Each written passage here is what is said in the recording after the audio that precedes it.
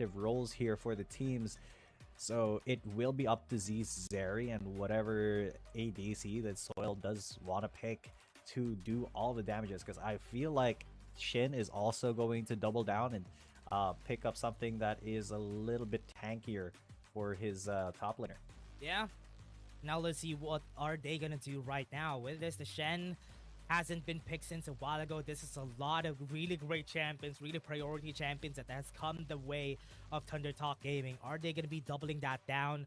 Going with X-Buy on this Shen is really good, but they need a little bit more damage in this composition to make this work. I feel like they do need at least a really good dragon laner or dual laner to make this work. A Samira is something that could be an option, but I feel like Thunder Talk... Oh god, they gave the Samira literally picked up here by EDG. That might have just been a read on the picks and bans there by EDG, denying the Samira. That is that... I don't think that's the first Samira, but 0-0-0 ban pick and win rate here. Maybe it's a point something. It's not the first Samira. Yeah, it's a point something. It's definitely not the first one. We just had so many games that the Samira has appeared, I think, one time or two times. That it really hasn't registered in the stats. Yeah, even during the playoffs, I've seen this once because the Ornn got picked. The Blade Whirl was good against the Horn of the Forge God, but overall, Samira is just lacking as a champion right now for Wild Rift because she really is a very snowbally champion. If it doesn't snowball in her way, it's just gonna go bad because Inferno Trigger, you need to get close against these champions, the Renekton, the Shen. That's just gonna be a disaster for this Samira. Oh yeah, and especially when you have the Ornn to precipitate that that engage with the Ornn Horn. There is so many ways here for Thunder Talk to get in the back line of EDG and wreak havoc. I mean, you got the Renekton slice and dice into the Stand United from the Shen, and suddenly you're stunned with a W. You get haunted by the Shen, and your life is basically over. You're CC'd for like what, 5 seconds there. The Ornn Horn as well. That's like a beautiful setup for it. So, what I guess it's just a big wombo combo possibility here for Thunder Talk if they can pull it off correctly. But that also necessitates Z and Soil being really on point with their damage, because Soil is once again on that Ziggs, while Z still on that Zeri has to be really good on his positioning. Yeah, I really hate champions that are picked up just because they want to counter this certain champion in the lineup. Picking that up is an L already. Because when you have a Samira, for example, who is not really performing that well in the meta, and you just pick her up because you need the Blade Whirl, most of the time it goes bad. Because I've seen it go bad on another matchup, and that was, I think, JT versus EDG. And I hope it works now, because they really need this Samira to work.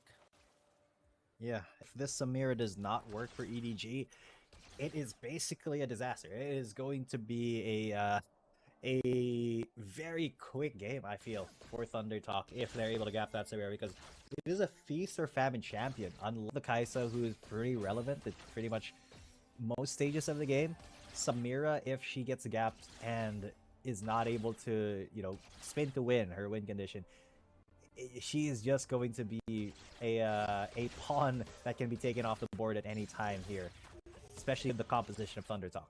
I've been loving how they are using Xiao Zhang right now, though, because we do expect that he's going to be playing the Baron lane, but so far he has been playing the ADCs. He has been playing the mid lane every time. They have been rotating him, and Yu is just the one who's picking up the Baron laners. I think one of the strategies that Thunder Talk would use here is ban the Garen so they can force you to use something else. Yeah, because Yu has been consistently on that Garen now. Alistar, Lagby's Alistar, 50 seconds of crowd control.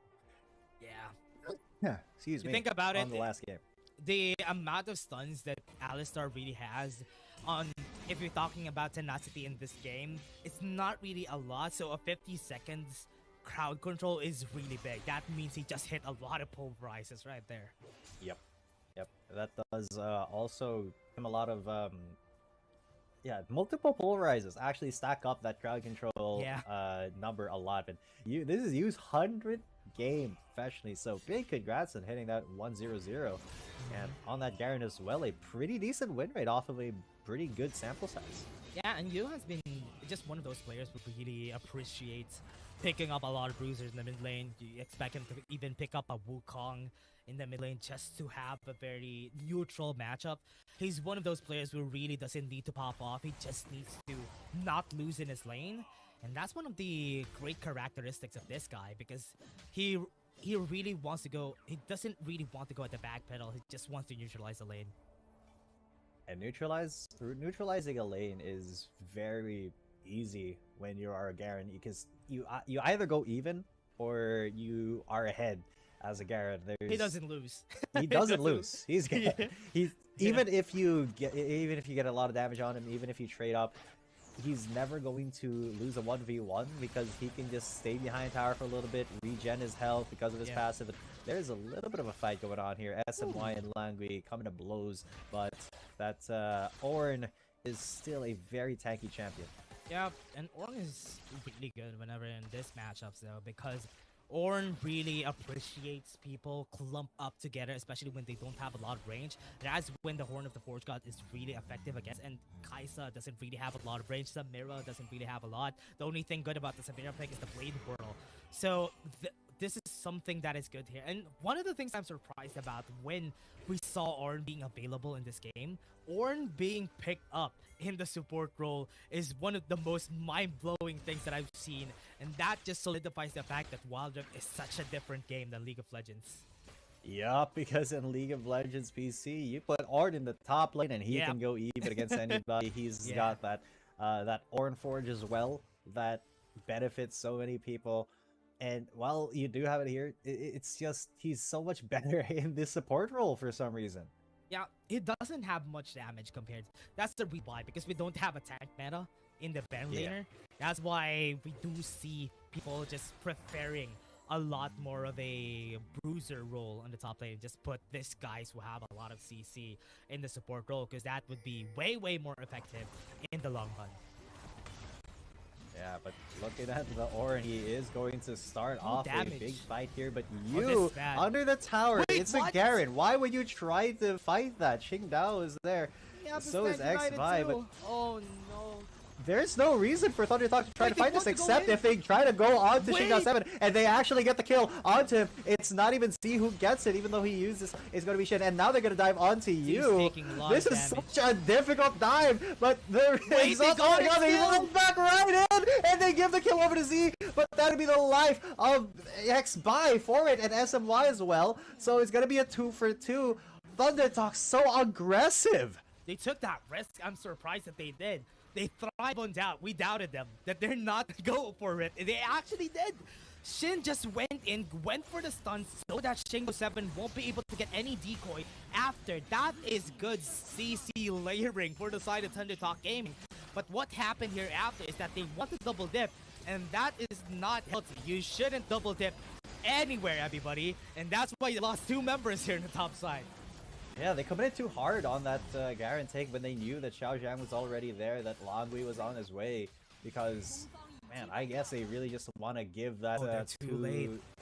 Oh no, Thundertalk aren't even able to contest that dragon, so now they have to go for this Rift Herald. EDG, they can fight that.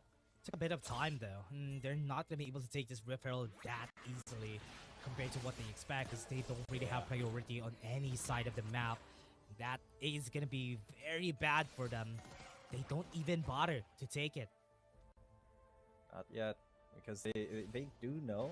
I mean, EDG does have a ward there, so there's a vision on that Rift Herald being taken, so they know they can contest. Qingdao is over there, and they know that XY can't really take it as fast as they want. But SMY has an isolated here. Mega Inferno Bomb onto 1, but the killer instinct has been used by Xiao Zhang. It won't be able to secure a kill, but that does put SMY down a little bit low. The Ornn Horn hasn't been used yet. Ram hasn't been called yet by the Forge God, but Langui is already in. But yes, there it is. Like Forge God onto 2. What you coming from behind is going to get smited down by XY, but this could be a difficult fight for them. Shin, though, with the Dominus will be able to escape and threaten Langui. No kills there, just the Rift Herald take. That's what I'm surprised about. Why did they not get any kills right there? Because they were in position. They converged on the members of Thunder Talk, and they weren't able to translate that into a kill. I'm surprised. But now, because of that, they can get punished. This mid lane could be taken down easily because remember, they have a Ziggs on Soil, and that tower is gonna fall.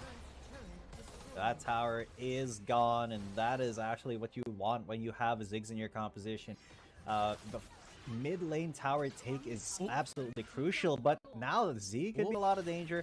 That exhaust was a little bit early there by Alone. Maybe he wanted to fight a little bit more and get that exhaust maybe 1 or 2 seconds later so that Longwy could come in and actually get that headbutt pulverized without Z being able to just run away.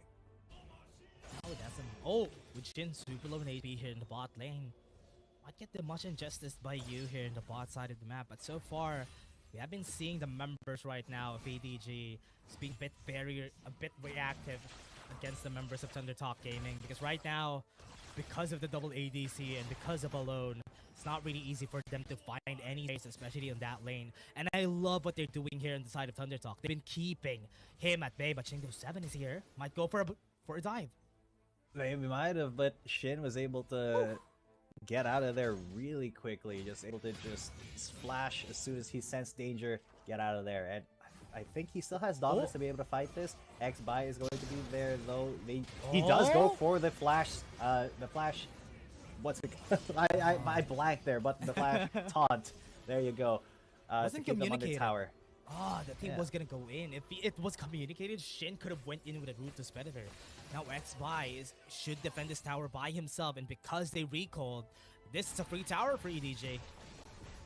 Yep, it is going to be a bot lane turret for EDG. Get a little bit more gold, even it up, but that is going to be traded up. A big attempt there. They may beg it for the bottom onto to just secure that tower for Thunder Talk. They're slowly but surely peeling away the layers here for EDG. They need to make some magic come out there so that Blade Whirl wouldn't be that effective on these battles, because the Call of the Forge God is not going to be doing anything once that Blade Whirl comes out. They need to be a bit more creative, try to couple or to at least layer the CC before they use the Call of the Forge God, because they're not going to be using that as long as Samir is in the area.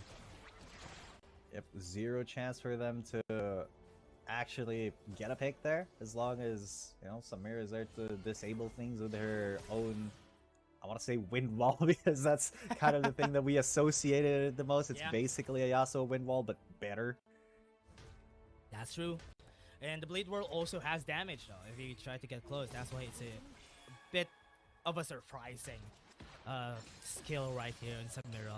Now, we haven't been seeing a lot of performances from Alone with the Samira. I hope we see a good Inferno trigger later down the line for EDG, but now we might go for the bot lane.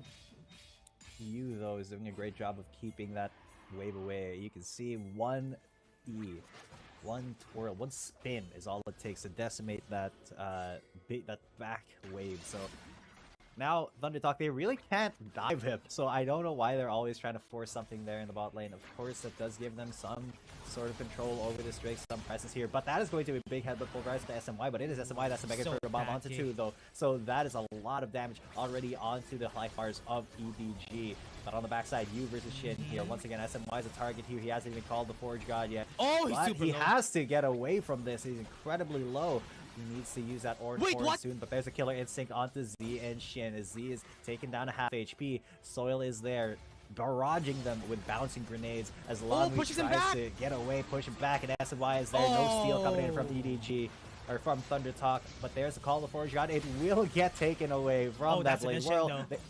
Isolated though, Shingdao 7, so taking him out is good for Thunder Talk, but unfortunately they weren't able to get anything except for maybe Alone here at the flash out. Oh, what a great harmony of skills coming in from the side of Thunder Talk, but they weren't able to do much against EDG. Longwy just went in for the headbutt, and they weren't able to steal the dragon to the clutches of EDG. Let's take a look at that replay. What happened there? Longwy, when they got this to 2k HP, pushed back X-Buy, pulverized him, not able to move. That's a dragon for free. But because they wanted to go for more, it's a good thing that he waited for that just to get a trade against EDG. And you saw the ram just disappearing into space with the perfectly timed blade whirl there from Alone, and that is why it's so difficult to play the Orin against Smira. Yeah, your Orin Horde just gets denied sometimes. That's just the reality of it. And he had to wait so long. He was incredibly low already, and he just held it until that moment in the fight, but then it was still just taken away from him. No. But now he's getting isolated here. There's the Mega Inferno Bomb to try to keep him safe, but at least he's able to stasis himself and then flash out with the Stag United, though he does no. again. Twice in a row, the Orin Horde just gets denied by Samira existing. Oh no, that's just sad. Can't even play the game. The only CC that I can see happening for him is just his knockup. Once he goes for the crash, that's the only time that they're going to be seeing a CC coming in from SMY. That's why it's hard, as long as Alone is in the area. The only way that they could stop Alone from being there is just to put him on a lane in where the fight is not going to happen, like what Z is doing. Alone is fighting against Z again V1, and that could be the next best thing that they could do so that SMY could use his ultimate. Yeah, it's so difficult for SMY to actually get value from this Ornn pick just because Alone is on Samira. It's just what can you do? If you're an Ornn and you can't blow the horn, what are you doing? What is your champion able to actually do? I mean, sure, you have your knockup and you have your W fire breath bonk, but you have to get close. But there is the knockup. He does at least take one knockup onto Xingdao 7. But this Mega Inferno Bomb has been absolutely protecting SMY like all of the time. Soil, whenever SMY is in trouble, just Kobe's that Mega Inferno Bomb onto whoever is aggressing on him. Yeah, that's the only thing that I think that's the answer to your question. That's the only thing he can do. He could just be a meat shield for that Mega Inferno Bomb to hit a lot of people, and that's probably the only role that he has in this game because he's having a hard time getting any value out of his ultimate. So the only thing that they can do is just to find a way to let the blade whirl go. Because honestly, there's not a lot of projectiles that he needs to really think about, except for that Horn of the Forge God. The bouncing bombs, yes. But the Horn of the Forge God, he could just wait for the Horn of the Forge God anytime.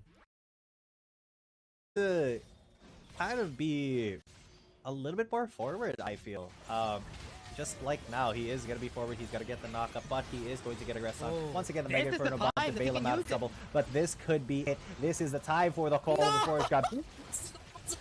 By the blade whirl, and then EDG auto re-engage now, but they have ran into Z, and Z is absolutely shredding the health bars. He's already taken one down. He's taken down you, but now the killer hitting onto Soil. That's going to be taken in and him out. There's an Inferno trigger there on the back, but Z is just free hitting everybody. Xingdao 7 now his target, but he'll get the clone and not the actual guy. Now Z is a little bit late on this fight. There's the Sad United onto him, and Alone is going to get taken away. Immediately bursted down by Z, and yes, that is the target that they needed. Z has just been free hitting this entire time, and he's the reason that Thunder Talk actually won that.